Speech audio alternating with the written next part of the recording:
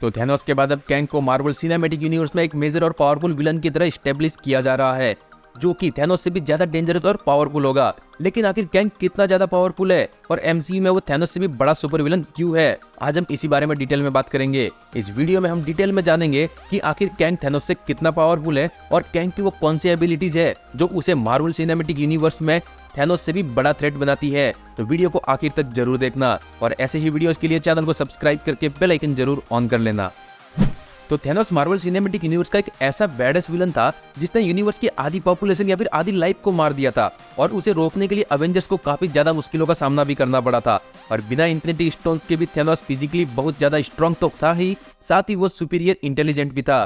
तो वही दूसरी तरफ कैंग एक रेगुलर ह्यूमन है जो कि फिजिकल स्ट्रेंथ में थैनोस के आसपास भी नहीं आता है। लेकिन कैंग के पास टाइम ट्रैवलिंग कैपेबिलिटीज है जिस वजह से वो लगभग सभी टाइम पीरियड के वेपन्स को एक्सेस कर सकता है और कैंग की इंटेलिजेंस ऑलमोस्ट अनमैच्ड है। और इस इंटेलिजेंस की वजह से ही लोकी सीरीज में दिखाया गया कि कैंग का वेरिएंट हीरो रिमेंस एक ऐसी सीक्रेट टाइमलाइन को डिस्कवर कर पाता है जहां पर सब कुछ उसके कंट्रोल में हो और उसके हिसाब से चलता हो, जिसका मतलब है कि अब तक थैनोस ने जो कुछ भी किया है उसे भी कैंग ही कंट्रोल कर रहा था। और अब जानते हैं कि आखिर क्यों कैंग थैनोस से भी ज्यादा पावरफुल विलन है। तो जो चीज कैंग को थैनोस से ज्यादा पावरफुल बनाती है वो है कैंग की मास्टरी ऑफ टाइम। कैंग अपनी टाइम ट्रैवलिंग एबिलिटीज की वजह से थैनोस को हर तरह से हैंडल कर सकता है। लोकी सीरीज की मिस मिनट हीरो रिमेंस के बारे में कहती भी है कि उसी ने सब कुछ क्रिएट किया है और वही सब कुछ कंट्रोल भी कर रहा है।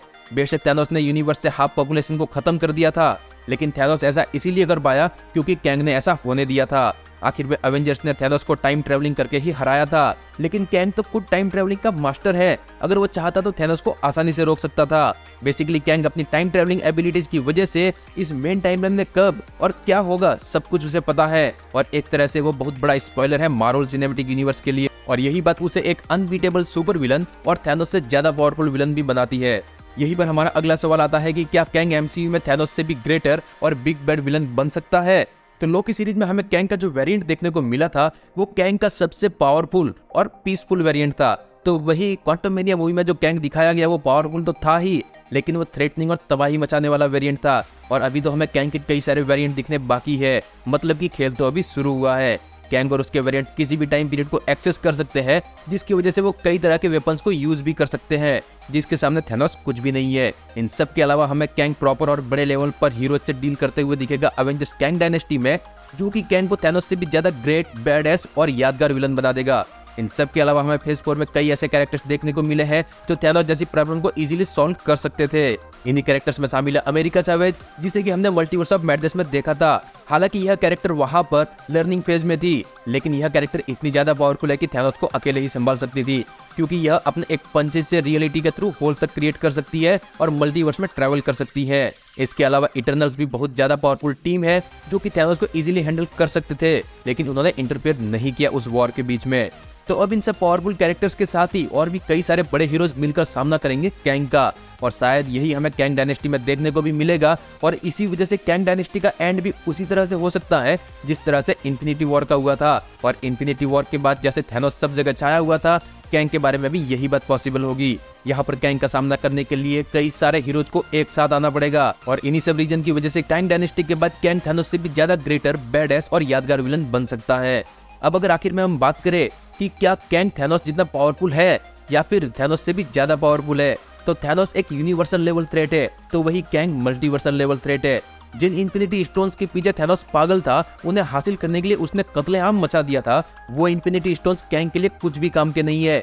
कैंग उन्हें अपने टीवी में पेपरवेट की तरह यूज करता है। कैंग उन स्टोन्स को कभी यूज ही नहीं करना चाहता था।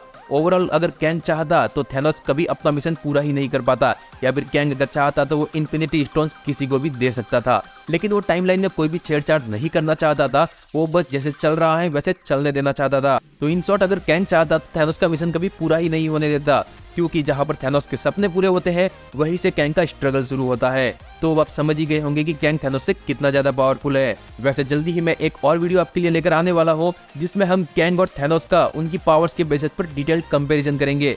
तो अगर आप उस वीडियो को मिस नहीं करना चाहते हो तो चैनल को अभी से सब्सक्राइब करके बेल आइकन जरूर ऑन कर लेना। और यह वीडियो आपको कैसी लगी यह अभी कमेंट में जरूर बताना। अगर वीडियो अच्छी लगी हो वीडियो को लाइक भी कर देना, because you are super BNP।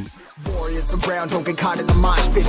Fuel to the fire, ain't nobody can stop it. Trouble in my city, but you know I'm across it. Got a 40 on my hip and I'm liable to spark it. Flow